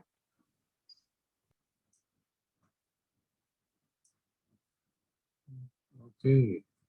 We're going to follow the steps again. I'm going to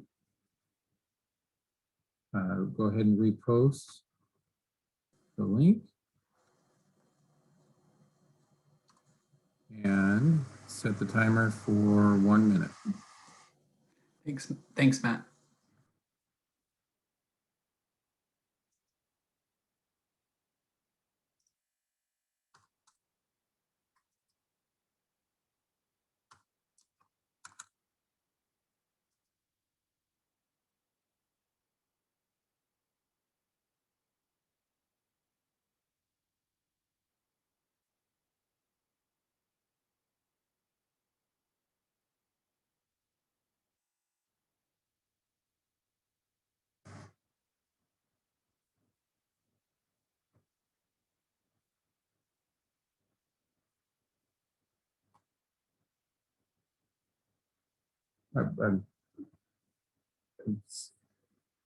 Jason, I'm seeing Tanika raise their hand again. Are we allowing for multiples, or that's a judgment call on your part? Sorry, Tanika, we can only do one person at a time. Sorry about that. If there's someone else that we're missing though, we definitely want to get them on. So no, that's not it. Sorry. No, you, again, if there is a message you want to send to the board, highly recommend that you send it to our email address at board@esd.edu. Sorry. If that is it, I will go ahead and close public comment. I did want to just give Ginger an opportunity. Ginger, is there any clarifications that you would like to make? No, not at this time. Okay, thank you. All right, board, we are moving on to new business. So we have proposed items for future consideration.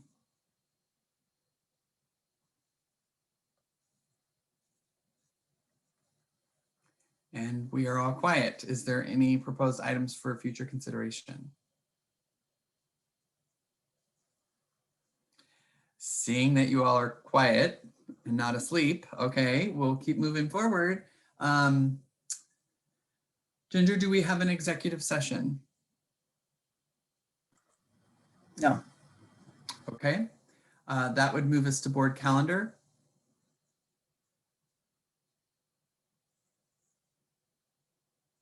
No items for board calendar. Clarification and next steps. I'm good, thank you. You're good, Ginger? Okay. Signing of documents. Matt, how are we doing?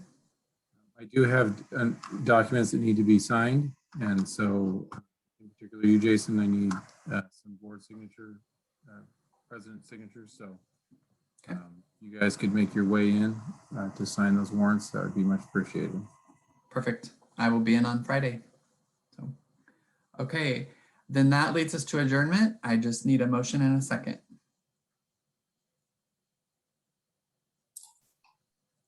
I'll move that we adjourn. I'll second. All right, then this meeting is adjourned. Thank you, everyone. Have a good night. Thank you.